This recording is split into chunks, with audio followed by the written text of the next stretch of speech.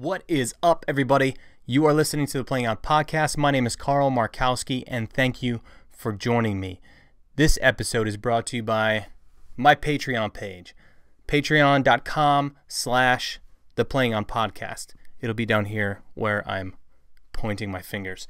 But I created a Patreon page to kind of help keep this thing going. That's really my goal and what I want to do. And I created a Patreon page to do that. And I'll also be making a launch video here soon to kind of explain what Patreon is. But it's a subscription-based program to kind of help keep the train a-moving with this. And if you guys enjoy the content, go ahead and get on there and contribute.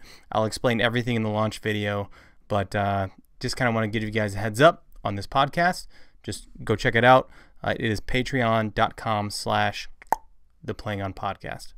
Pretty simple. But thank you, everybody listening. Make sure you check it out. This episode is with Tyler Fair. He is the anodizing magician from Aesthetic Anodizing. I have had my LVR done from him.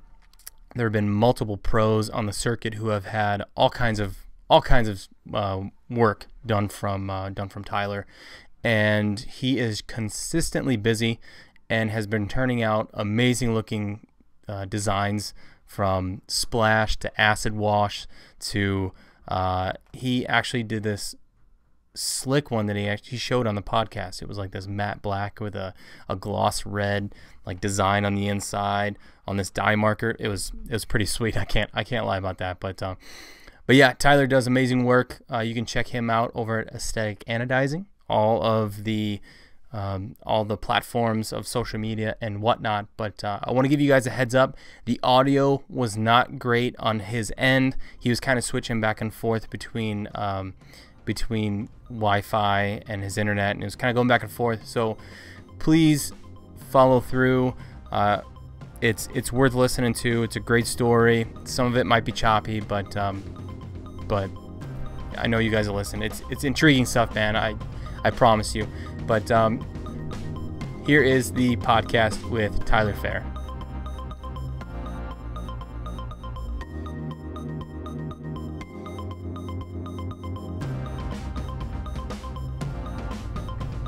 But this, no, I don't do these live. I do all of these pre-recorded like this, and then I just go in, and that's when I add all the ads and whatnot. So I'll actually go in and then promote. I just launched the Patreon page, so that hopefully get some traffic that way. And if there's anything that you want to, put on well, this whole thing is pretty much going to be a commercial for your, ad for your business. So. No, but it's also cool to I've seen you start doing this and stuff. I'm like, you know what, good to there's a lot of conversation stuff like that. I played against you and stuff in various leagues and shit over the years, and I see the Tipman Effect jersey right there, and I just got up. Yeah. Just got off the phone with Buddy Bauer himself. So he's like, "You're talking to Carl?" I'm like, "Yeah." He's like, I played with him. I'm like, "Who haven't you played with? You've played with everyone. I'm pretty sure you played with God and Moses." I've only played with Buddy I think a fraction of a time. Really? Yeah, because I was on, by the time that he kind of got on with rhythm and that whole thing that was going on, I was already moving out and moving over to, I moved out to Seattle. And out there is when I was going to try out for the Naughty Dogs, but I ended up going for a tryout for Excessive at the time. And the rest is history. And the rest is history. It was fun history, though. That was a good time, man. Dude, that's when the sport was it was nuts. Mm-hmm. It was. I remember, I was playing in Canada, obviously, so it wasn't at the same scale. But yeah. A couple series and stuff like that, and kids were coming up to me in my high school, and our high schools aren't huge, right? Mm-hmm. They're like, "Oh, you played for this team, you played for that team," and I'm like, "Who the hell are you?" These people, all these random people had sick guns and were playing and stuff, and then the industry went to shit when 2008 happened and the money dropped. Right. Do you think that was when that whole thing happened, do you think it was mainly because most of the people that were involved in recreational paintball kind of nobody was playing recreational paintball anymore, and that's kind of the reason why. Because I feel like everybody who played professionally was still kind of sticking around and was in there throughout. The difference, though, I think really that happened was, like, you had, it's all your luxuries and stuff like that take a cinch right away. Right. It's not like you're not going to go to the doctor, you're not going to go to the dentist, you're going to cut certain things. And since we're such like a luxury sport, so to speak. Absolutely.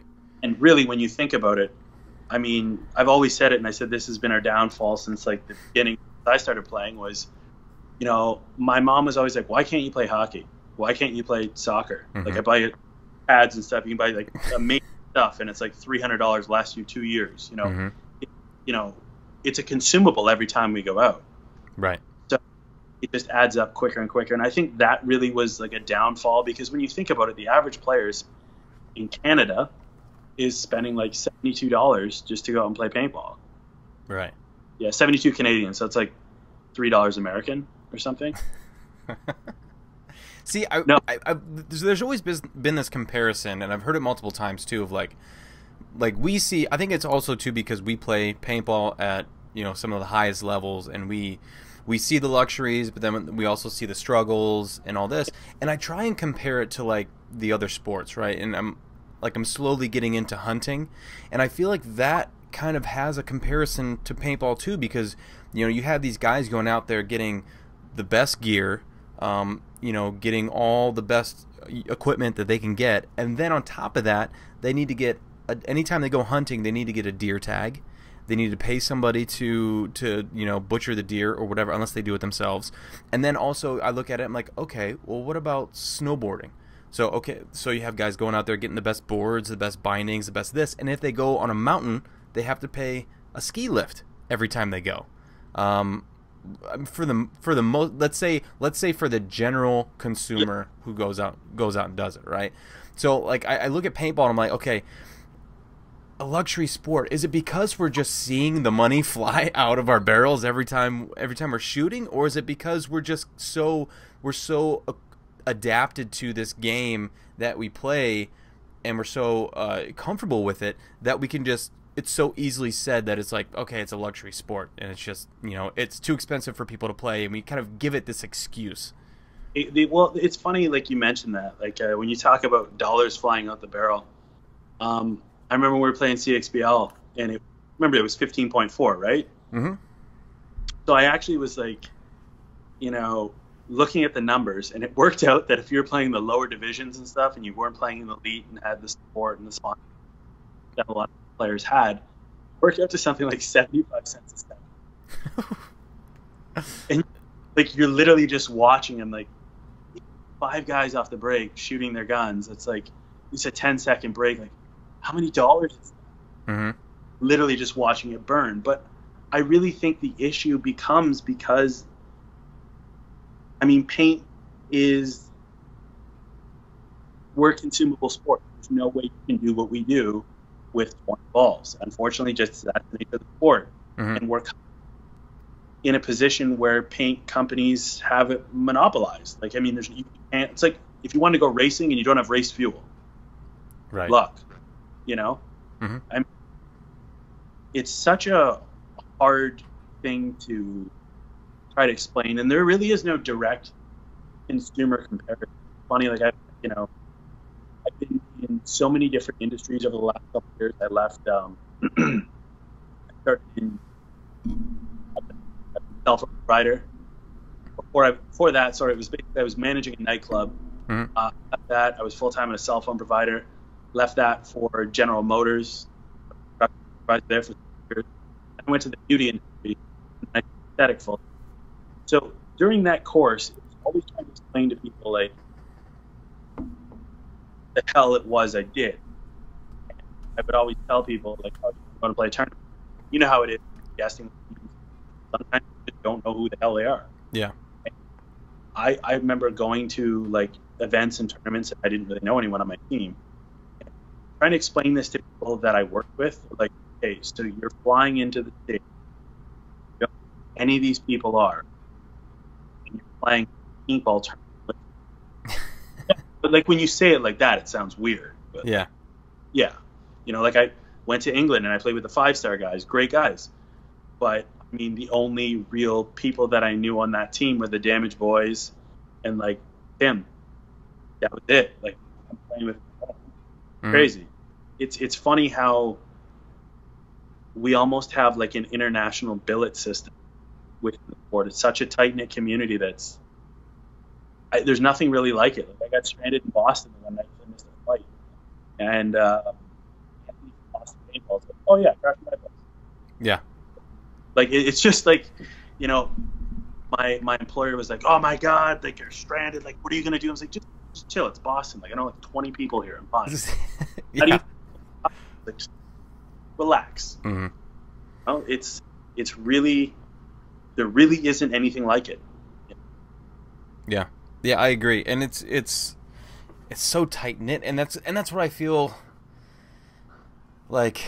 People hate change, but they love different things too. So it's like that's how come with the NPL, like, we've been so accustomed to certain things all the time, and just I feel like we shrug off things that we think didn't work, but we only gave it this tiny little window, and we were like, it didn't work. On to the next thing, or we hung on to these other things that were like, why? What are we doing? And we didn't make solutions for these things, like the whole. I mean, I say it all the time, but the semi-auto, right? Like semi-auto to me was something that could have been regulated, and I think that we just were like, we can't fix it. We can't, we can't catch it. We can't this. Like, dude, the technology is there to be able to control these things and to be able to put them in place. But I feel like we're so set on people are going to cheat, and it is what it is.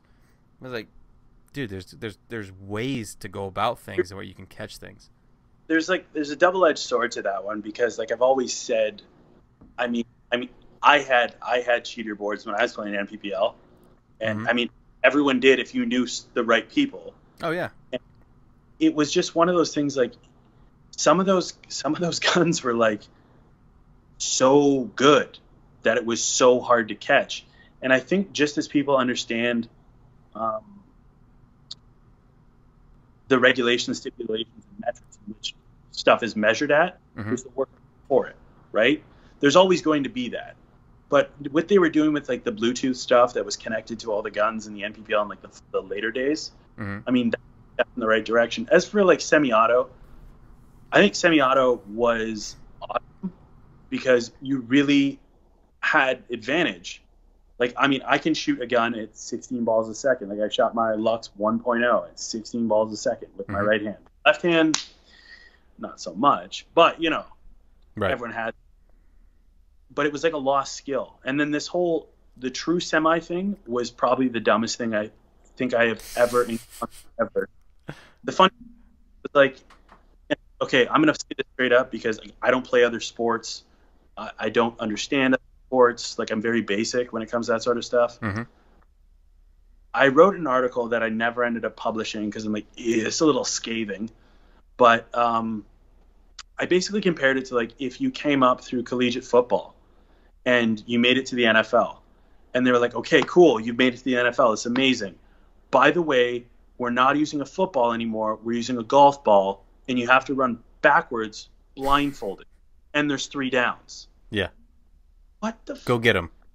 Like, and not only that, but like in terms from a spectator's aspect and stuff, like I've always said, the quality of the webcasts they're putting out now, I mean, even in the paintball access days and stuff, people wanted to see people get ripped. People love seeing people get melted at 15 balls a second. I appreciate a great technical snapshot just as much as you do, and I've watched great snap battles, and some guys just clip a dude's edge of his loader, and I'm like, damn, my cousin who's never played paintball isn't like, shit, Jason Edwards got such a technical snapshot. That's amazing. No, he's like, Mouse just stuck this guy at 15 balls a second, took his goddamn head off. That's what I want to see. Oh yeah. And it's funny that we have such a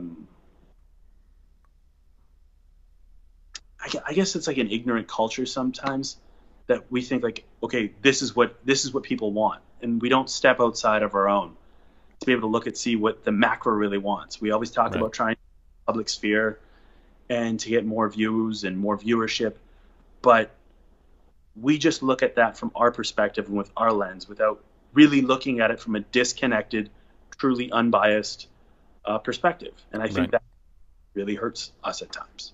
Mm-hmm. Yeah. I mean, the NPL thing I think is going to be pretty cool. I mean, I don't know enough about it. And again, I saw them posting about 4 pods in a hopper, and I was like, Carl Markowski must. Or I've just influenced enough people with this fucking podcast where it's like, yeah. All right. Fine. 4 pods in a hopper. Right, you got your wish. I was like, I think I remember an exact conversation with Carl at Badlands about how dumb the M500 was, and he was like 4 pods in a hopper, and I was like, yeah, that's actually not that bad. And I played in Europe with it, and I was like, and the whole time I'm playing, I'm like, fucking Carl. But it wasn't as bad. I mean, it took a little bit of getting used to it instead of being like, oh, okay, I'm just going to fight this guy and just hold him. Yeah. It wasn't bad. No, and it won't be. And I think the thing is I think people have relied, and you know what? We say it too. I think because back then guys used to carry as much paint as they wanted to in 10-man or whatever, and everybody's like, well, I'm a back player, so I need to shoot as much paint as possible. It's like, well, the thing is you're going to adapt to whatever. So now you're going to, instead of going, bah, bah, bah, you're going to go, shoot. Oh, he shot at me. Okay, shoot. And you're going to like be able to kind of adapt to that and adjust to that because you know you only have 4 pods, especially now because you're going to be shooting semi-auto, which means if you're going to be one-fingering that thing, you're going to have to be accurate as hell or be able to figure something out, especially offhanded or whatever, because now you're going to have guys flying through lanes more quickly, more frequently, because you're not going to be able to hold that lane like you would some dude just sitting there shooting a bounce shot or shooting left-handed with one finger or whatever. But some guys that can shoot fast and shoot consistent are going to be able to do it. Absolutely. Which is nice because that was the one thing too was like. But they're going to have to load. Yes. And the thing is once you, as a front player, you recognize it. It's hard. You could still do it in the ramping mode. You can still do it, but it's harder to recognize. But as soon as you do that in semi, it's a lot easier to recognize guys. Exactly. They'll have more of a rhythm to it, and you'll be able to figure that out and be like, okay, and then now I can go, or I can come out at that time, shoot a couple balls, and then go. So they'll adapt. No, and that was one of the things too that I found kind of funny was like, for a while there, we were like, why is the game slowing down? We need to make it more exciting for spectators and stuff. And I'm like, oh my God. You want it more exciting for spectators, and then you release the layout like they did at PSP MAO 2013. Remember the 2 towers? Mm-hmm. Just set 8,700 pods one way. Didn't move. Yeah, didn't need to. And I was like, you guys are like blown away at how the game slows down. Why didn't you add more bunkers? Like, the solution was simple. Like, don't design layouts to be conducive to slow play. Mm-hmm. It's really not rocket appliances here, Yeah. Park references. But, I mean, then there's the opposite end of the spectrum. We're like, let's put a fucking wall in the middle. Fuck it. Right. And that worked out great. But yeah, I don't know. Like, you look back at, your days on Excessive and stuff like that when, they had the actual, when it was the first, there was those trees and everything. People could just constantly move and go places. There really wasn't as much zone holding because the layouts weren't conducive to it. Mm-hmm. So really, like, it comes back onto management and ownership too. Like, hey, let's put a little bit more effort and emphasis into designing these layouts so they're exciting to people to watch, because the good teams are still going to find a way to slow them down. Right. If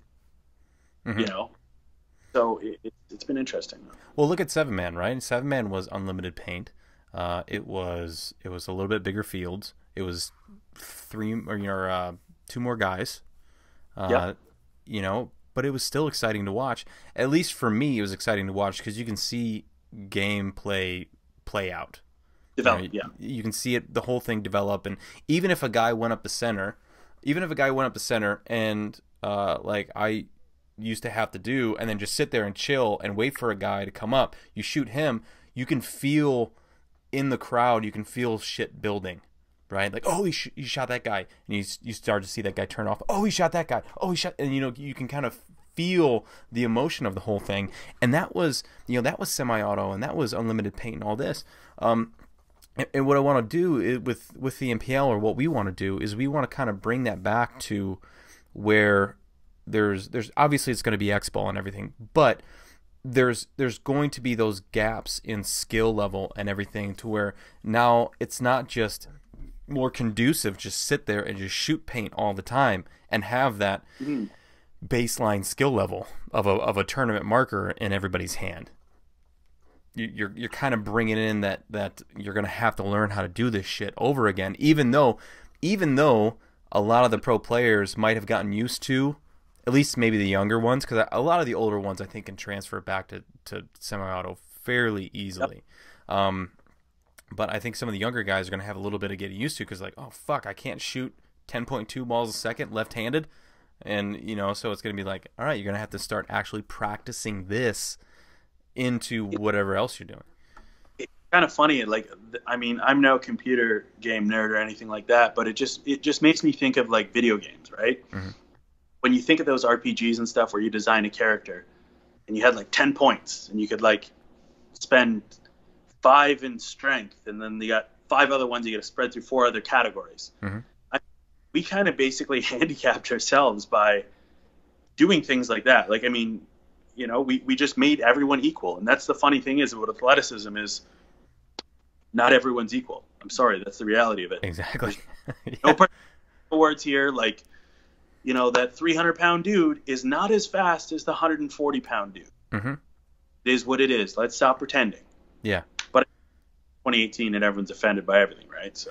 Well, and we can't draw a line in the sand and say, okay, well, you know, if everybody can't shoot fast and everybody has a cheater board, like we have to put, like, okay, I understand that a lot of people had cheater boards, but at the same time, a lot of people didn't. So it was like, how about figure out, instead of saying, okay, we're just going to regulate everything, like, because what I think happened, and I might have fucking babbled about this on the last podcast, but what I think happened was, once that threshold was created, you had all the generations before that now have this false sense of confidence that they can control people with volume rather than accuracy. And it's like fuck, but then people are going to be like, well, you can relate that to back in 10-man or 7-man when you had back players shooting a bunch of paint and this and that. I was like, yeah, but they actually had to do it for the most part. Now you don't have to, you do this, and until we get back to that point where we're teaching these kids to actually gunfight and control people with accuracy, it's like we're still going to have the same issues. It's funny you mention that, because like in Canada, that's one thing too, is like when we went to the NXL rules after the last year of CXBL, people are like, there's no sideline coaching, and then the rest of us grew up playing and who started playing X-Ball, then went to no coaching. We're like, like whatever, because like it really wasn't the biggest deal. Yeah, it was a nice advantage, and then they're like, it's 10.2, like what the hell? And it was just funny to watch that, and they just kind of were like, ugh. Yeah, they didn't know how to think on their feet or think for themselves. Mm-hmm. It was them that was like, what do I do next? Yeah. Like, and they didn't really have that on-field awareness, and it really hindered a lot of players, I would say, because they didn't grow up with that. You didn't need it because you're being told everything from a guy outside the net who has nothing to do with the game, but besides they yell at you and your teammates. Possibly wrong information, because by the time he gets it and then gets it to you, it might be, the guy might switch or something like that. So it's like, so then the guy who gets shot turns around and goes, well, what the fuck? And then that guy said, well, if you would have listened to me the first time I yelled at you, it was just like, how about we just get rid of it and have people think on their own on the field. Like, yeah, crazy idea. It's I enjoy like the no coaching, because when I came back, I took like a 3-year hiatus when I was in school and I was managing this club, and I came back and I was playing X-ball, and I'm trying to pull like sneaky 7-man moves at the middle, and I just get roasted, and I was like, what? Yeah. How do they know this? And then I'm like, why is this guy yelling to them? Like, what the hell's... They're like, oh, they're allowed to coach. I was like, oh, no wonder I keep getting ripped. Right. Like, you know, I hated it so much, dude. It was cool. Like, I didn't mind it. It helped me a couple times and get my head blown off, and I appreciate that. But ultimately, like, when it changed, I really wasn't that with it. And that's really... it really shows the pedigree of talented players versus machines. Like, there's a lot who could just listen and do what they were told exactly when they were told. And there's guys that can create shit on the fly and make stuff happen, like Rainey, you know, like that. You know, it's I'm interested to see what the NPL does. I'm definitely interested. And well, actually, was to go back a second there, when you talked about gunfighting with accuracy. That's the other thing that was funny between Canada and the States. Is I remember when Sam Monville was up for one of the CXBLs, and I was like, okay, like, for real here, what's the difference between us and the U.S.? He's like, you know, in higher tier U.S. divisions, they gunfight to kill you. Up here, guys just gunfight 15 balls a second, put you in and go. Like, they have the intention of actually trying to shoot you. They just want to get beside you and rip you in the pack. Right.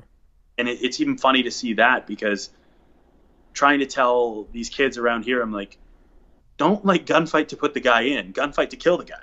Yeah. And that is a good idea. No shit. You don't have to move. Like, I mean, you control the zone. Yeah. See, that's why I'm like, my style of play is so not conducive to like of the style of game today. We share the style, bro. Yeah, and that's why I've said it before on the podcast, man. I rarely go a point in a match without shooting, like, probably going through my whole hopper. Sometimes I don't even go through my whole hopper, or even, God forbid, load a pod. What's that? That. I shoot more than that.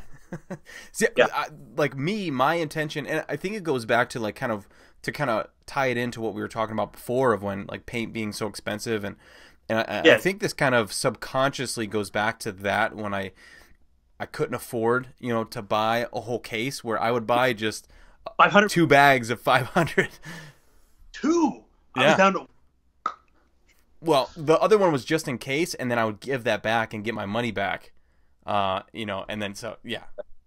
See, smart. And then I would be like, okay, but if I opened it, then all right, then I bought it. But I would, you know, every ball that I put out has the intention of it's either going to hit you or be close enough to where you're going to flinch and I'm going to move.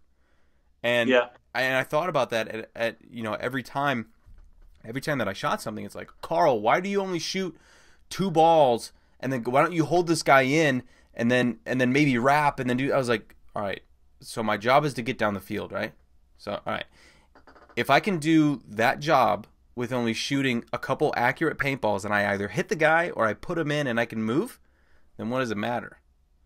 Like, maybe, and then it's like, it's really just, I'm just getting down the field and getting closer to everybody else. And I mean, sometimes it works and sometimes it doesn't, but more often than not, I've told this to Bruno a lot. I was like, how many times have I told you I'll get to this spot and I get there? He goes, more times than not. I was like, okay. So like, what I'm doing is obviously working. I'm not very good if they put me in a spot where they're like, we need you to go here and close this lane down. I'm like, dude, that's not me, man. Like, I'm all about being for the team, but you should probably put somebody there who's just gonna love to shoot their gun. Like, I love to shoot my gun. That's the thing. I love to shoot my gun. They are so smooth. They're so buttery. What's that? Tiger Stripe LV1, though. That's fucking sick. That's the one you like to shoot, right? Oh, yeah, I love it, dude. And just LV1s in general, have been they've been just immaculate, and I love to shoot them.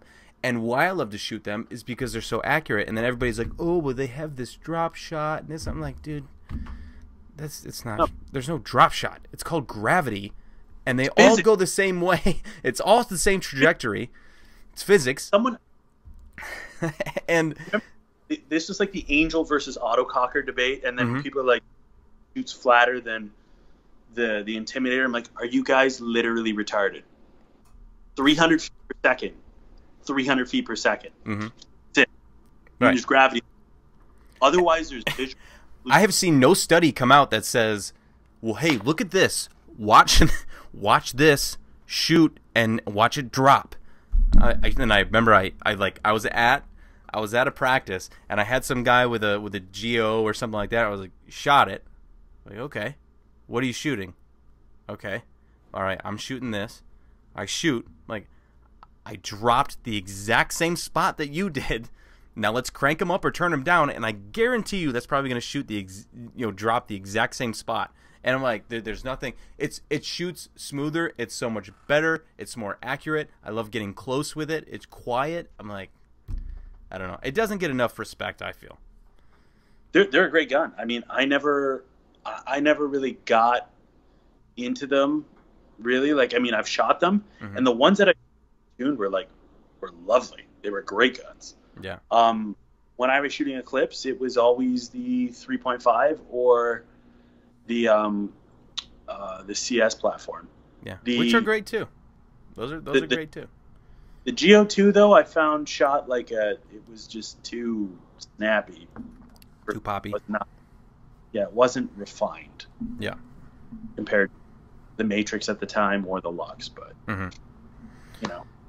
Yeah, but it's like to me, I think people fell in love with the fact of not having any moving parts on the outside. I think that was one of the biggest sells, I think, for that whole platform, and why it kind of just grew and grew, and people started kind of putting more money and more R&D into that side. It made sense. Yeah, I mean, it made sense. They were selling. It makes money. But what always sells isn't always what's the best, I feel. And I feel like the LV1 platform has been, hands down, for me, has been the best shooting markers. But I've also only shot Planet and an LV1. Shameless. So maybe I'm a little jaded. I don't know. Like, the LV1 was a nice gun, but, I mean, I shot everything from Ego 7. I mean, for, like, that's going to be relevant to people that are listening to this. The Ego 7 onward, I mean, I can say I grew up shooting Angels and shit, but people wouldn't know what they were. Right. I don't know, like, it's hard to say what the best is, and, like, that's what I tell everyone now, like, what's the best gun out there? And usually I say, like, I have to do this, and I look at the jersey and see what sponsors are on it, and that's the best gun at the time. Mercenary. Yeah. But it's like buying a supercar, is what I tell them. It's like, you can buy a Lamborghini, you can buy a Ferrari, you can buy an Aston Martin. They're all going to be fucking fat. Yeah. They're all cars. It just really depends on what you're looking for. I mean, the Lux, for me, the Lux Ice, that gun's nasty as hell. Smooth as hell. I mean, great. And the one thing that I found funny, too, was everyone was hating on the Diem 2. I loved that gun. It was tiny, light, efficient. I mean, it was smooth.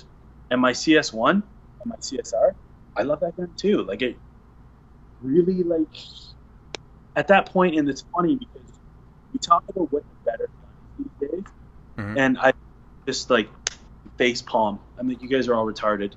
Like, the arms over. The arms race. Semi was a thing, and I was like, I can cycle my gun at 36 balls a second. You know, guys were shooting Intimidators with D-Bounce 1. It was like, you know. Right. Now, like, we've leveled the playing field. You can't shoot faster than 10.3.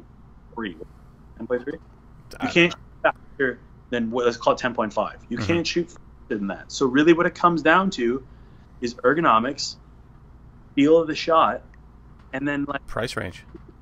Stupid little features that you like for conveniences. Mm-hmm. Quite frankly, a lot of those convenience features don't really matter when you're playing. I don't really care that my grips are toolless, or that my eye covers are magnetic, or that I don't have eye covers. It's kind of a non-feature. I get obsessed over these little things that really aren't that relevant. Mm-hmm. When companies are like, hey, you get a 20% better efficiency increase, and you're not going to need to lube this bolt for a month. I'm like, what's up? And they're like, it's 20% smoother than the last gun. I'm like, yo. Mm-hmm. But when they're like, it's got toolless grips and you don't need this to take off the frame, I don't really give a shit. I'm not taking my frame off during the middle of the point. Yeah. Like, but we've just got to that.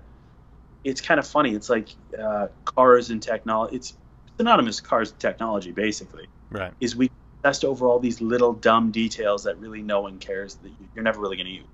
Mm-hmm. I don't really care that my iPhone has a 8 megapixel camera and this, that, and the other, and this chip in it, and this mini. Yeah. No, my phone works. Cool. Awesome. Happy. Yeah. Well, I'm like the paintball nerd who likes to take his shit apart and like clean it and make sure, and what comes in handy, and these things that have kind of come into play as the years gone on is like the wireless body to frame connectivity. When you don't have to take the eye covers off, or even having a stored set of, I believe it's in the CS2, is a stored set of extra detents. Yeah. Right. CS1 had that. Yeah. So it's like some of these little things come in handy, but it's all these different people who have different tastes and different flavors and things that you're trying to kind of hone in on this one product. It's kind of funny that you talk about this, and I mean, I've told so many people this, and being a fellow paintball nerd, I mean, it's funny to explain this, but looking at things from a complete design standpoint, when I was a regular consumer, I didn't really think about these things. Right.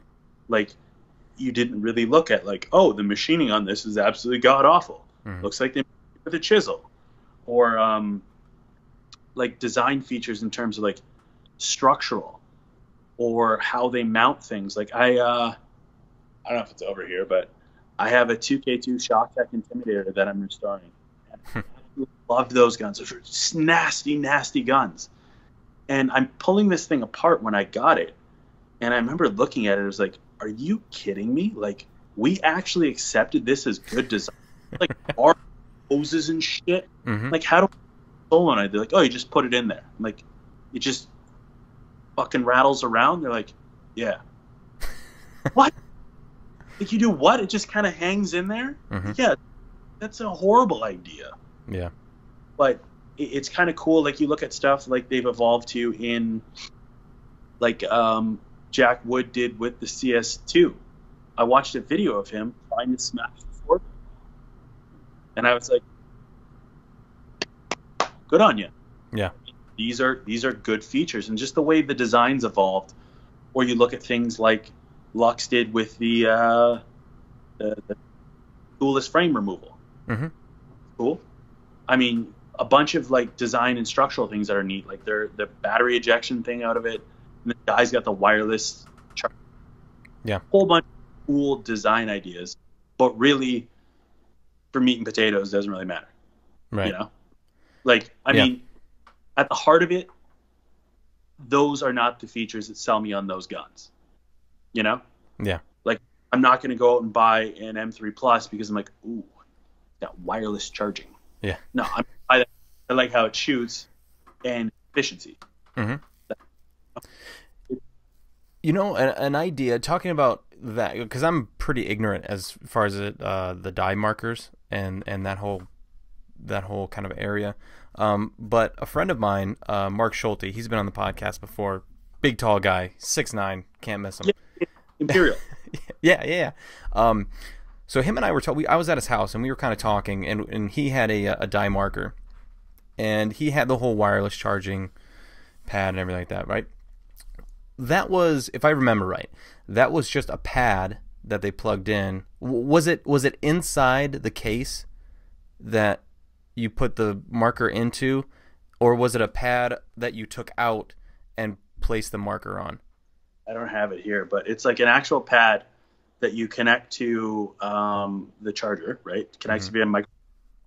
Yeah. And then you take the gun and just put it on the pad. So idea that Mark and I had, and we were talking about, was why not put the pad on the inside of the case and put a battery on the inside of the case. That way, if you ever forget to charge your marker, the case has a battery inside of it, and there you go. Shut up, push paintball. Anyone who's thinking about this right Bagoosh. now. Boom, there we go. There you go. I honestly think that it's going to come to a point where eventually somebody's going to do that, right? They're going to have a place for that. And rated this because I'll be copyrighted this tonight. Just FYI. Well, yeah, this is all. I have everything. I have pictures. I have sketches. I have everything down. But I'm really surprised that Dye has not done that yet with their whole pad and everything like that. Like, the neat thing about them is, like, I really feel like in terms of technology, they really lead at least in electronics, they definitely lead the market. It's kind of funny that they were behind the times for so long, up until like the DM15, which it's funny because, like, I mean, I didn't consider them behind the times. Again, being a performance guy, I was a Dye sponsor player for a while up here in Canada. But it never really bothered me because my gun shot 15 balls a second, no problem. I really didn't care if it had a screen or not. I turned it on, went bang, and I shot. Yeah. That's all. Yep. But there's a lot of people that were hating on them, like, oh, this gun has a screen, this gun has this. I'm like, you guys stupid? Like, it doesn't really care. Like, think about it. You bought, like, there's these things, I think there's a track Mercedes AMG, I forget which class it is, but it doesn't have door handles. It has wires. It doesn't have a stereo. It's meant to go really, really, really fast and be really, really, really light. And that's a lot of those guns. But now they've kind of come up from the rear and taken over in terms of electronics with their screens, the Bluetooth connectivity, all sorts of stuff like that. They're really starting to lead the market in electronics, I feel. Yeah. It's pretty cool, some of the stuff they've done or can do or have the potential to do.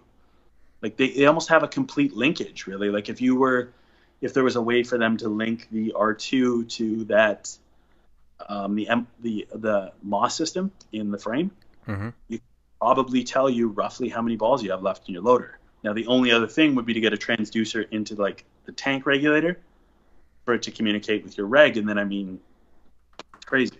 Right. Not that ever would matter, but, you know. Remember that Angel Air used to have that, didn't it? Yo, I got one of those, like a Game Boy. Shit, like. I always thought that Angel was so sweet, and I always wanted an Angel and everything, and I just never. Well, I got my hands on one. It was a black Iron Man Angel. What? Yeah. What? Yeah. It was. But What'd you do with it? Who'd you sell it to? Do you have his name? I can't even remember. Come on, go back and. I know I bought it from this kid named Danny D, and I don't remember what I did with it. I don't think I liked it enough. I have. So there was a red Iron Man Angel. There was a blue Iron Man Angel, a cobalt Iron Man Angel, a silver to orange Iron Man Angel, a black Iron Man Angel, and a silver Iron Man Angel. I have 4 of them. Why? Why though? Because easy there, paintball nerd. I never. Okay.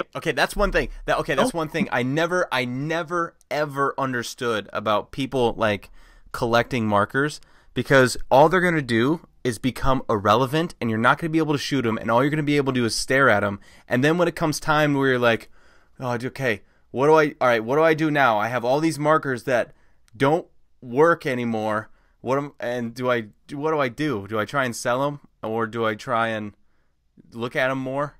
I just never understood, I guess, that side. Like a jersey I can understand and admire and be like, okay, that person, whatever, this, I can enjoy that, and I can maybe hand those down or whatever. But even those, like, sometimes it's like, all right, I have some jerseys of even my own. Like, why do I keep those? It's like they're eventually not going to really give a shit. You know what it was? It was one of those things like, you remember what it was like being a kid. And I didn't have a bad childhood, but my parents weren't like ridiculously rich. So it was funny when I started playing paintball. They're like, okay, cool. Like, well, how are you going to afford it? And I was like, yeah. No, I hear you. Yeah. Like I got to pay for this. And I remember going on Action Village. Remember that website, Action Village? Dude, Action Village was the shit. Saving JPEGs to floppy disks and shit. I was like, oh, pictures on the. So I remember like basically drooling and lusting over angels and guns that I couldn't afford, like autocockers and stuff. It's funny, like I was telling Buddy, when the Pro Paintball website, you could kind of go on and see what they had in stock. Look at autocockers that I clearly could never afford. Oh yeah, I definitely need a free flow Millennium. It's like $1,400, and with all these, I totally need. Yeah, I couldn't afford it. But it was kind of funny, like as the years went on and stuff, and I would find guns that I wanted as a kid. I just buy them for nostalgia. And I don't even care. Like, I'll bust out my Angels every once in a while and shoot them. Yeah. And I'll play, like, rack around here and stuff with them, and I'll pull them out, and people are like, what are those? Like, I have an Ironman LCD that was Davey Williamson's, and it's got the Warp Sports LA Ace. So, like, I mean, you glued eyes on the side of your shit before. Like, we didn't. Oh, yeah. They were all epoxied. Yeah. Yeah. So people are like, what's the goop on there? I'm like, all right. Like, so it was one of those things that, like, it's just nostalgia. The same reason that I have autocockers. Like, I can't shoot an autococker well at all. Join the club, bro. Dude, like I have to learn, though. Bro, you have to learn. I'm friends with Buddy Bauer. I've been friends with Buddy Bauer forever, and he's got free flow back, and he's like, dude, this gun is sick. Try it. And I'm like, no. He's like, just shoot it. And I'm like, no. Come on. And he'll like it, and then he'll give it to me, and I'm like, exactly the same. And he literally just give that back to me. Why ruin things? I'm like, I didn't ruin things. I told you I can't shoot one. Yeah. Yeah, the same thing, man. Same thing. But I think I got to a point where, like, even now, I ended up selling all of my my signature series markers, because there are a lot of people like, what, you're not gonna keep those? I was like, honestly, man, like I've gotten my use out of those, and I've gotten my pleasure out of all of those. And if I can sell it to somebody for some money, obviously that helps as a paintball player. We all know that. But if somebody can get enjoyment out of it, like that's gonna be way more enjoyment than I have now for it. And I think I enjoy kind of passing that on, and help, like I just sold a gun to a kid. It was pretty cool because this guy messaged me about my my LV1 that I used this past year, and he actually bought it for a friend of his, and which was cool. And then the friend that I got it from, or the friend that was that it was sold to or given to, contacted me and was like, this is so awesome, I can't wait to shoot this thing. And then he texted me back, he's like, it shoots so good. I was like, that makes me happy, because it's like I got what I could out of that. Like right now I have an EMEC that I cannot wait. It makes me happy to shoot that thing and shoot people with it. It's so much fun, dude. And then I'm gonna be shooting an auto. I'm gonna be taught how to shoot an autococker from Danny Love. Good luck, Danny Love. You know what? It's funny. We were at the 10-man in Chicago, and I introduced myself to Danny. I was talking because I've done some business with him. Like it was fun to put a name to a face. And I was like, man, the gunfighter frame, is almost a solution for shitty people like me that can't shoot autococker. He said it's going to make a difference, and I was like, okay, man. All right. All right. It's not the fail-safe, but the funny thing is he's like, yeah, I, designed that like 15 minutes sitting on my couch. I was like, God damn, man. Yeah. But he's like, here, shoot it. Same thing. Like, you're with like another one of the autococker greats, and I was like, I probably can't shoot it. Like, I'm not. He's like, no, try. And I'm like,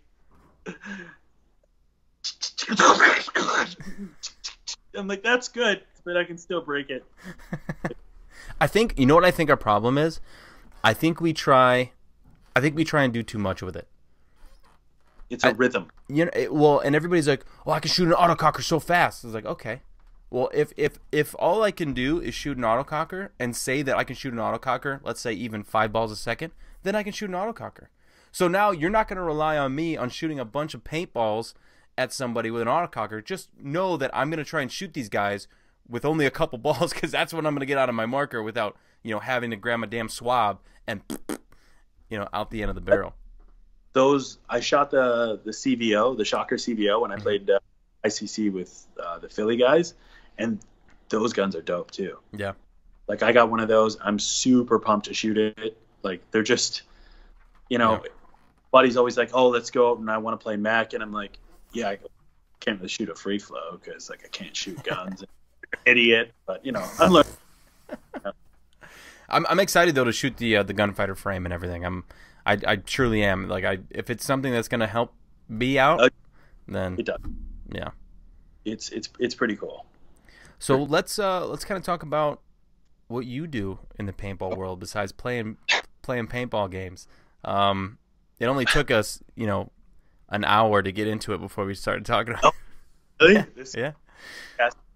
So how did you get to the point in your life and paintball life to where you're like, well, it seems like we need some more anodizing. I'm gonna give it a try. All right. So the completely unadulterated story and unrefined story as it goes. I met Chris Williamson from Die Precision in Virginia Beach at the second NXL.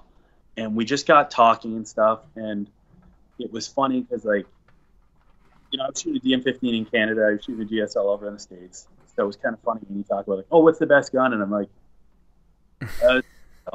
yeah. Like, what's best? This is GM15, depending on where. Right. But it was really, really funny because he asked me like what I thought about the company, the brand and stuff. And I basically told him everything I thought was wrong with their line, their vision. Like, I had no idea who he was. And I was like, so like, what do you do? He's like, oh, I'm the GM. I was like, well, fuck me. Like, great. I just awesome. And he's like, no, I appreciate that because not everyone tells you the truth. They just say what you want to hear. Exactly. When they released the M2, pretty much everything I said I wanted in the and then some, I was excited to get one. And I was like, me. I'm like, so like, does it come in red? And they're like, no. I was like, okay, cool. But can I get a red one? And they're like, no. I was like, okay, so like, why don't you do a sample, not tell anyone, I'll take the red one. We just call it a day. Hey. No. I was like, really? And they're like, yeah. Okay, whatever. So they gave me a black gun. And I was like, oh, like, appreciate it. Sweet. Gunshot great. Shoots awesome out of the box. The first gun I ever actually shot out of the box at a tournament, because that's just bad omens. You don't do that. Mm-hmm. I picked that gun up. I shot at 295, 295, 294, 296. I was like, all right, let's do it. So we got beat out of the tournament. It was World Cup. I was playing with Cleveland Imperial. We took fourth that event, and we started drinking at the die tent. There's a bunch of us. And after half a bottle of whiskey, they asked me like, hey, what do you think of the line? I was like, everything's sweet other than the fact you fucked me with a black gun. So they're like, well, yeah. I'm like, just whatever. I'll just do it myself. They're like, you're going to anodize your own gun? I was like, fuck yeah. Can't be that hard. Mm-hmm. So the next day, you know, everyone's like laughing about it and like, remember what you said? I was like, I remember everything as to what point you were talking about. Because like I talked shit. Like where you said you were going to anodize your own gun. I was like, yeah, of course. Fucking can't be that hard. Like chemicals and some electricities and shit, and then boom, you're done. I'll make it work.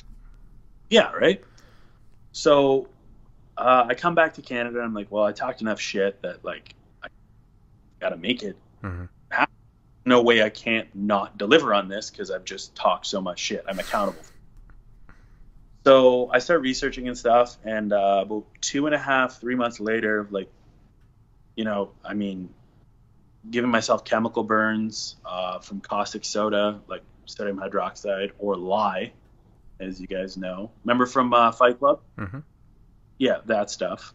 I created mustard gas in my dad's garage without planning it, which isn't a good thing. No. Another time I created chlorine gas, which again was not a good thing. Electrocuted myself more times than I can count. Literally, like That's always a good one for me. Just like me dealing with electricity too in my job, it's fun. Like it's not a funny thing. It's obviously dangerous, but seeing somebody get like just buzzed by 110 is just like, oh shit, don't touch that. That's yeah. Yo, I've been that's zapped live. a couple times. That one. That's yeah, don't touch that. That was live.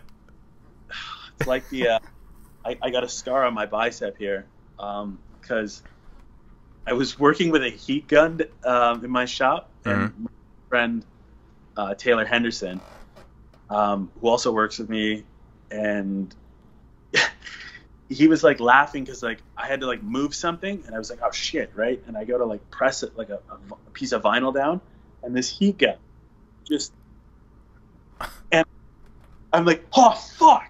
He goes, yo, that looks like it burns. He goes, oh, the skin just melted right off. And he's sitting there laughing at me. Laughing. I was like, can you get me the bottle of water? He's like, oh yeah. Nick. But yeah. So anyways, I electrocuted myself a bunch of times, and so finally I make it work, right? Mm-hmm. And I take a picture of like my gun, flipping them off, and send it to Chris.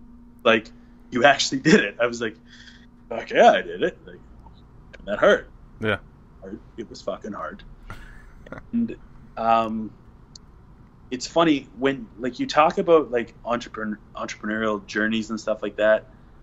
For the most part, people will talk about like, where you have the idea. Everyone thinks that the scale goes like this. Like progression goes like this. So it's a little bit harder, but then it keeps going up, up, up, up. It's more like this. Like you get an idea, it goes, it works, and then you think it's good, and then you fucking plummet. And then you're down. You can't even see my hands. And it's like, what the fuck? Mm-hmm. Like there's just, and then it's like you have to struggle to get back up and claw yourself back up to that point. Yeah. To start making progress again. And it's funny because again, like, just the community and the people that we have in the sport are really essentially why the company happened. I did this, and after that, I started talking to Monville, who'd been a buddy of mine for years. Like, he played up here in Canada, and he's like, "Bro, it's like you gave me a teal shocker." Not that anything's wrong with being gay. I just lame. I'm not a huge fan of the teal color. Let's just say. Had to say that. Yeah. But I'm like, that's a lame color, bro. And he's like, I know. He's like, it's all they had. I'm like, oh man. He's like, can you anodize it? I'm like, yeah, sure, why not? Mm-hmm. So I anodized his gun, and he brought it over to Paris when he was playing with 5 Star as well. And a bunch of these Parisians saw it and were like, hey, can you anodize guns for us? And he actually texted me when I was at General Motors. It was 4:30 in the morning here. It was on night shift. And he's like, hey, can you anodize guns for these Parisians? Like, yeah, sure. Mm-hmm. So they're like, oh, they want to know the name of your company. like company, fucking have a company. And it's funny, just kind of how things work out. About 2 years prior to that, one of my best friends died of a heart attack, right? And right before he passed, he was big on switching from the classic, like the old school bodybuilding style. Like, lift as much as you could, be as big as you could, lift heavier than everyone else, to more like classic style, like Steve Frank Zane and stuff like that, which was based on symmetry, like visual beauty. It was almost, and that forefront to what they have of classic bodybuilding now. So he's huge into that, and we all started training like that. And in his eulogy, I wrote, "May you forever be aesthetic." And he's asking me for like a company, and I'm looking around my office. I'm not going to call it like, a filing cabinet or printer. I see my lunch bag there. I see Eric's funeral card, and just right there, my eyes first went to visual beauty. That makes sense. I'm aesthetic, and that was it. And I would probably say 4 or 5 months after that, like I just kept kind of doing my thing and just trying new shit. And I mean, it's pretty sweet. Like, I guess all of my competition was helping me out, different ideas to help me troubleshoot. And that's the one thing that I'm really thankful for is that, I got guys like Steven at Costa Customs, Danilo at Stainworks, Rob at Blizzard, Sean at Precision, Ryan Hall and Bryce at Arc, who else? Mario at FX Anodizing, all those guys. Oh, and of course Ben Sides at Skin Deep. He just hates when I reference him because he like put a tinfoil hat on and just hide from the world. But I love to do it just because it pisses him off.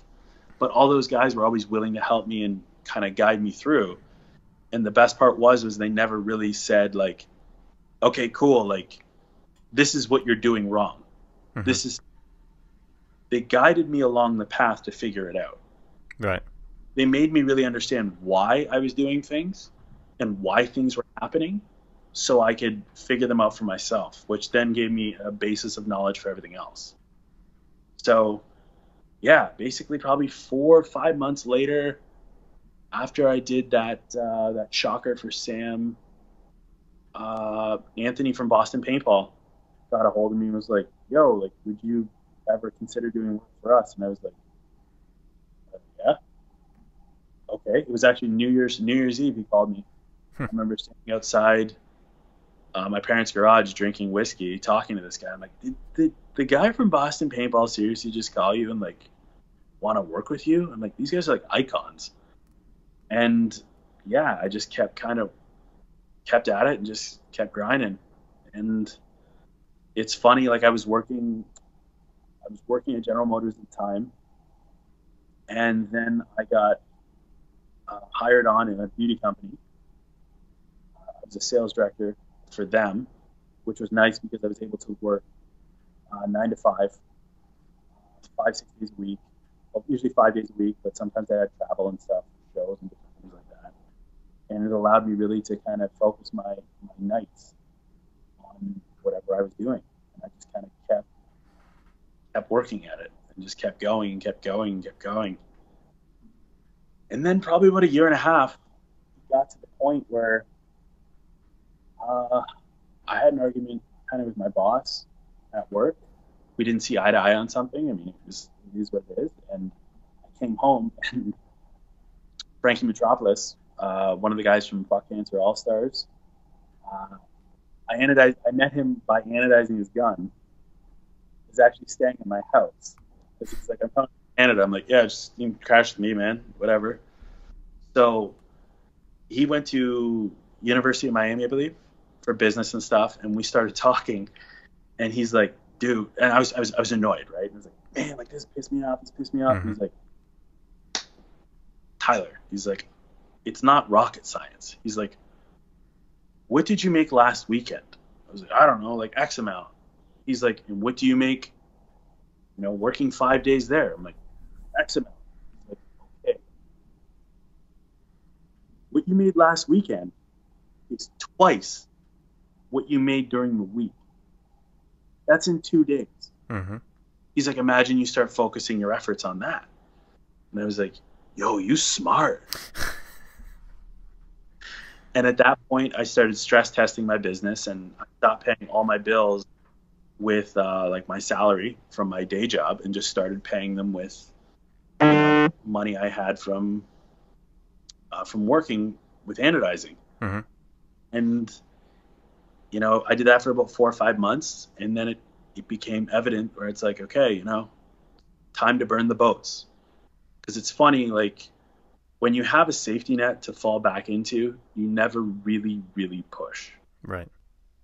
It's funny because I talk to a ton of people, and they're like, oh, well, you're your own boss. It's amazing. Like, you know, I see you went to England, you went to Chicago, you get to go do this. Like, you're going to go to California. Like, your life's awesome. I was like, this is what your perception of life is. And this is what I've told so many people is like, you know, you work a day job for someone or like a regular career, you get sick, you can call in, take a sick day, and that's that.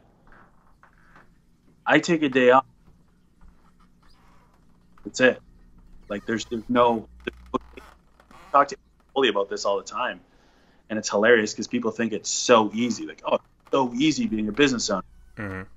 Like open the door and like all that money, just like people are like pouring it in. Like you make money because you do good work, so you must just like, you know, like throw stacks of it at strippers, which maybe, but which are also ex-girlfriends sometimes. So like whatever. And I live fast. But yeah, I would so easy being a business owner. It's quite the opposite, but burning the boats really puts you in that mentality where you just have to make it work. Mm-hmm. And it's amazing the sort of things and solutions you come up with when you have to. It's like, you know, someone wants to solve a problem and they don't really have to. They're not going to put much effort into it. Right. But when it's like, shit, okay, I got to make $1,000 in 4 days. How do I do this? Yeah. And it happens, you know. I'm not struggling by any means, and this is not saying I'm poor, but the visions I have for things in the company as it's going, you know, it requires more than what I'm doing right now. We're working. Yeah. You know? Well, it's cool too because, you know, I've kind of seen, at least from my little blip of seeing inside your company and everything, I've seen the progression grow and your busyness grow. And it was really cool to see, you know, kind of that. It was cool when people were asking me, hey, where'd you get that? Where'd you get that done? And I was like, I could, you know, direct them back, and then I could see you start making all these other markers. I'm like, that's awesome. I love seeing, you know, shit like that. Your gun started a trend.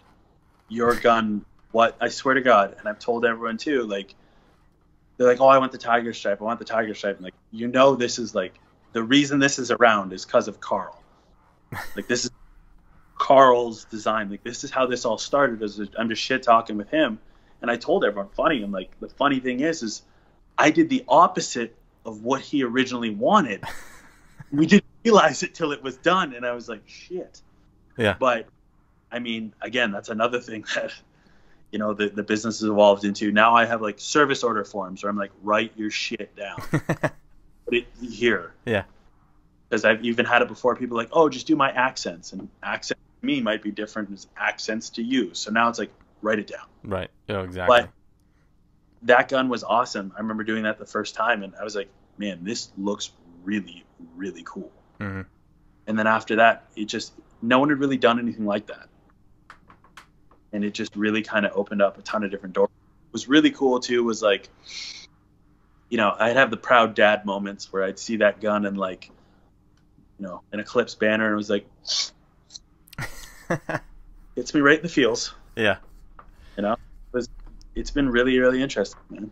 Yeah, it's cool, and I'm glad to see,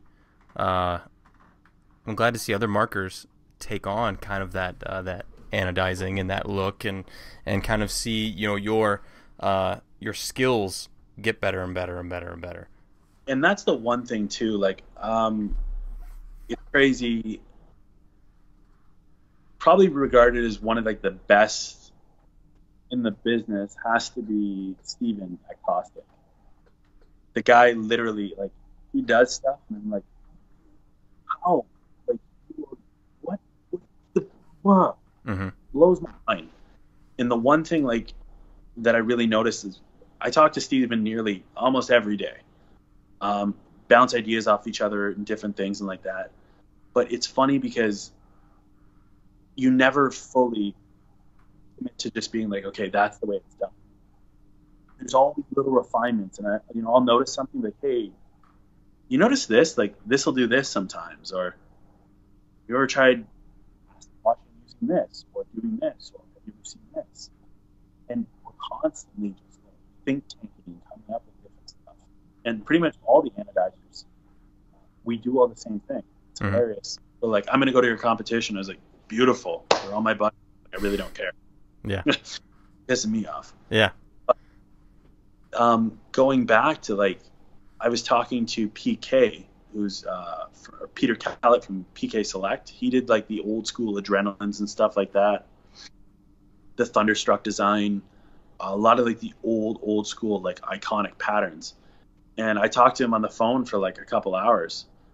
And that was the one thing he said. He's like, you just have to accept that the process is never static. It's constantly dynamic because there's so many variables that come into anodizing. And that's very hard to learn, is like, you think that, like, okay, I just need to monitor these criterias. And then you realize there's actually this many criterias, which is actually this many criterias. But if any of these criterias are affected, it creates the sub-criterias. You're like, whoa. Yeah. So there's a lot to understand, a lot to manage. But as you start understanding things, you're able to really play around with the plot process and have fun with it. And I mean, fun is a subjective word, obviously. People are like, oh, have fun with my gun. I'm like, no, that's not fun. Like, yeah, there is some stuff that I love doing. Other stuff I love to hate. Like, I hate doing it, but the end result is totally worth it. The Tiger Stripe it's annoying. It's not my favorite to do. It seemed time consuming. It is. There's a lot of like work with tweezers and heat and stuff. Like doing Ryan Moorhead's Freedom Gun. That was pretty sick. That was horrible. Just literally dreadful. That and the Zebra Twister both sucked. Did a leopard print one, and like a lot of it wasn't because I wanted to do it. It was just like a rite of passage. Right. Because you've known me for a while, and when someone says like I can't do something, I'm like, oh really? Okay, yeah, cool. Fuck you. I'll do it anyway.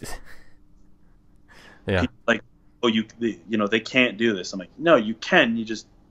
The people that told you were lazy and didn't want to do it.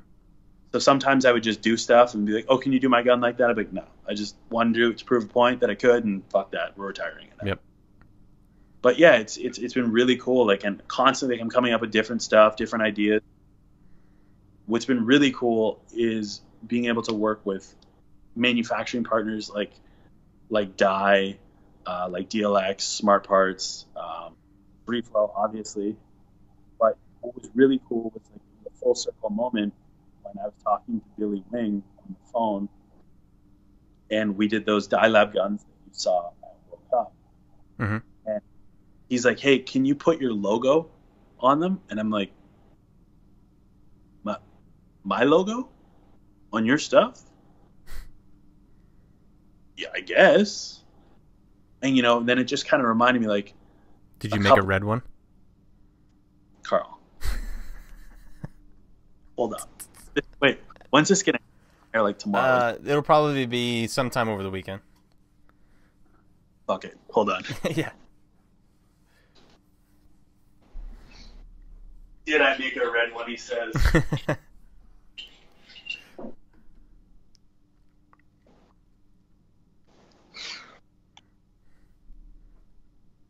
Ooh, that's slick. Yeah. That's really sweet. So this is modeled actually after my dad was like a total piston head car, and it was funny because like when Billy was like Billy and the guys that died, Billy and Chris were both like, okay, here's 10 guns, just do your thing. And I was like,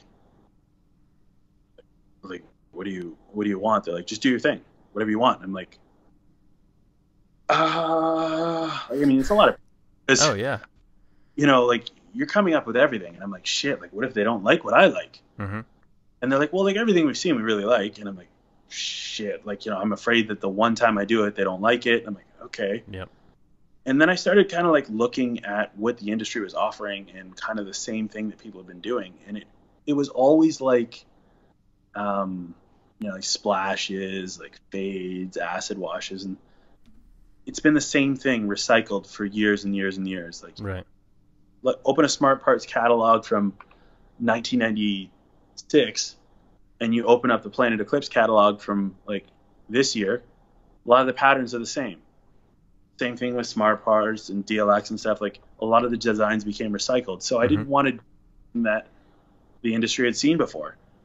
So I drew a lot of inspiration from like my dad's like car days and stuff because he was big into muscle cars.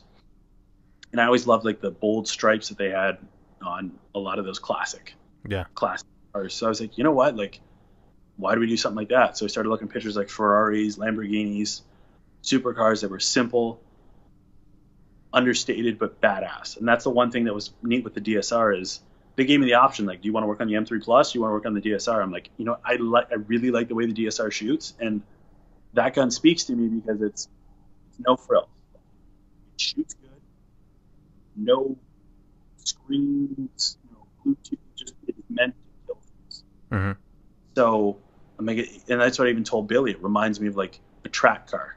Like it doesn't have the 18, you know, I'm going to date myself and say 18 changer in the back, but it doesn't have the pop-up screens and stuff. It's just meant to go fast. Right. And that's kind of what we did with these guns. And yeah, that was it. And then they said, hey, we really like the tattooing stuff. You know, you do. I'm like, fuck tattooing. Let's do dual finish. Yeah. Which I regretted. Dude, I was looking at that one. That one's got it's the gloss red and then the matte. Yeah. You want a little know-how on how to do it kind of thing? Explain it for the people. Do you do the gloss first and then the matte second? So what happens here, the gun's actually anodized twice. Okay. So you polish the entire gun. You anodize it red, right? Or you'll dye it red. And then you seal the gun, right? So now it's hardened. It's ready to go. You mask the gun with a vinyl decal, okay? Then you start saying hopes and prayers to the anodizer. You offer them sacrifices, the blood of many virgins, tears of virgins, whatever you can. And once it's sealed and you've got the vinyl on there and you've pressed it down, and hopefully you get no voids in any of your, you actually end up stripping the gun again, blasting the gun, anodizing the gun a second time, and then you're going to dye it black and then seal it. So yeah. That sounds like painstaking. What the worst part is you don't know if there's any issues until you peel off the vinyl right after seal. So you think everything's good, and that's what happened to me a couple times where I'm like, oh man, this is awesome. And then I pull the piece off. I'm like, well, I'm fucked. Here we go. There's just half of my life I'll never get back. Yeah. So, well, you know, the end result was really cool because no one had seen anything like it. And we just nothing but compliments from people being like, I never would have thought anything like that. Yeah. Which was, yeah, it's really cool. And I'm glad you're doing it, man. And you know, on that note, I think we had a pretty good conversation. Always we had whiskey, beer boards, and then like, you know, me getting drunk and building a company out of nowhere. I don't know. It happened. That's how it happens. That's how it works. Well, yeah. Hey man, where can people find you? Where can people find your company and your work? So the website is www.aestheticmetalfinishing.com. Ironically, that if you were to shorten that would be Aesthetic MF, which could have, other meanings behind it. So when I did the company, I was like, this is fucking hilarious. Let me do this. You can find us at Aesthetic_Anodizing on Instagram, or Aesthetic Anodizing on Facebook, or you can always send us an email at info@aestheticmetalfinishing.com. Mm-hmm. What's cool too is we do like a lot of like theme or high-end pieces and stuff like that, but we also do simple stuff. Like we pretty much can hit any price point, and that's the one thing that we try to do is not design from what we think and like we want you to spend $1,000. You can talk to a lot of people, and I actually reply to quotes with, "Don't do that. That's a waste of your money. That's stupid. Don't do that. You're spending too much. Don't do this." As we just want people to have cool shit at a decent price point. I mean, obviously, if we're going to bust our ass into it, you're going to pay. Mm-hmm. That goes without saying. But we try to hit every single price point we can. Yeah. And it's crazy. Like we do tons of charity things, and like we give away to more things than we even know what they are. Just because, yeah. But you know what it is? It's you get to the point where it's like, I don't know. This sport has given me so much. Like, look, I was able to build a business for me and my friends to work at. Yeah. Out of nowhere, and I see all this stuff happening. Like, I'm doing something for someone. The guy's LV1 got stolen out of his car, and it was like the flag one. Yeah. When he posted like, "Oh, what am I gonna do?" And I'm like, "Dude, just hit me up. We'll take care of you." You know, like we give away stuff for charities. It's just nice to be able to give back. Or like when with Thomas Taylor, when all the stuff happened out there, the first thing I did was like, how can I help? Like, what can we do to help you? Not That's like, awesome. And how can we leverage the company? It was just like, how can the company provide an outlet to be able to help a cause? Just because, like I said, given us so much over the years that we want to give back. That's great, man. And I'm so stoked to be able to support a company like that. And I suggest everybody do the same. Hell yeah. We're without, like, I mean, we're not without our faults. Like, we've had our issues growing and stuff like that, but it's one of those things that we just keep at it, We're just trying to do it. For sure, man. Well, stick around. I'm going to talk to you after this for a quick sec, and then but yeah, I appreciate it, and I think we had a good time. I had a good time. I had a great time. I do this more often.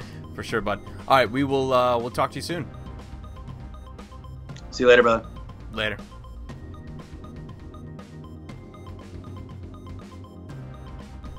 Thank you so much, Tyler, for sitting down and chatting with me. It was great, man, even though that you were in and out and it was a little choppy. That's okay. I had a good time, brother. Thank you to everybody listening.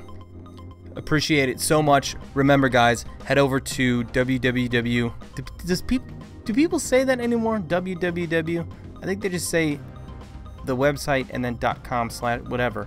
But anyway, patreon.com/theplayingonpodcast, and that is where you find that's where you find my Patreon page and kind of an explanation of what it is. I'll also be doing, like I said, I will be doing a launch video to kind of explain it a little bit more, but it's for anybody that has been wanting to support the podcast.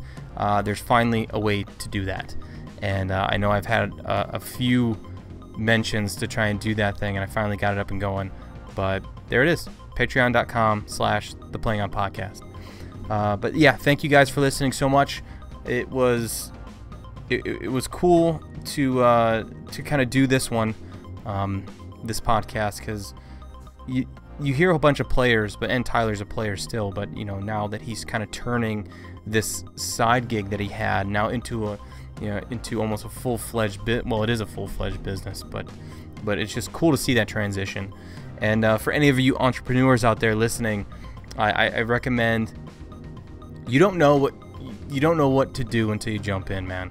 And especially now with me, you know, being involved in the NPL, and yeah, I've always wanted to be an entrepreneur, and this is finally an opportunity to do that, along with being involved in paintball still. So I'm stoked to be a part of it, and I hope I hope you guys get involved, show your support for the podcast itself and for the NPL, and we'd love to hear your feedback. And this candle it went out, it's blowing through my face. But anyway, thank you guys so much. It's been amazing. Please do not text and drive. Keep your eyes on the road.